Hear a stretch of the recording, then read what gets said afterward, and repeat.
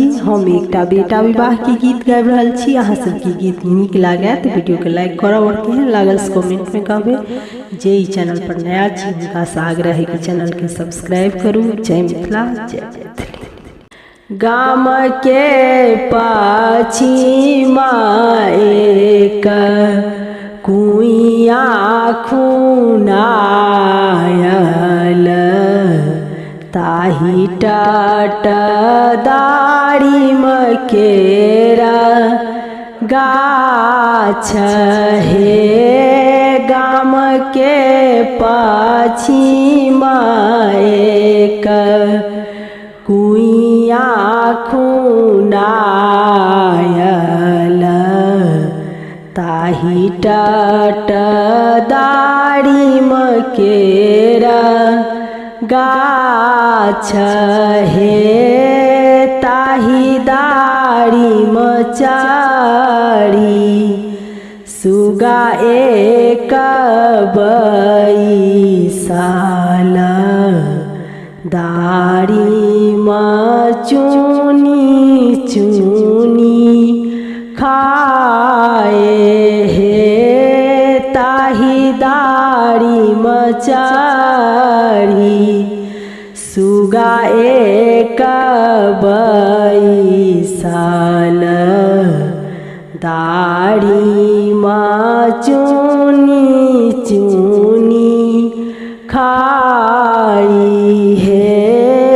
काँच दारिम जूनी खैया हे सुगबा, पाकल खैह मधुर हे। काँच दारिम जूनी खैहा हे सुगबा, पाकल खैह मधुर हे। के तोरा आहे सुगा पोसल पालल, के तोरा कैल प्रतिपाल हे। के तोरा आहे सुगा पोसल पालल, के तोरा कैल प्रतिपाल हे।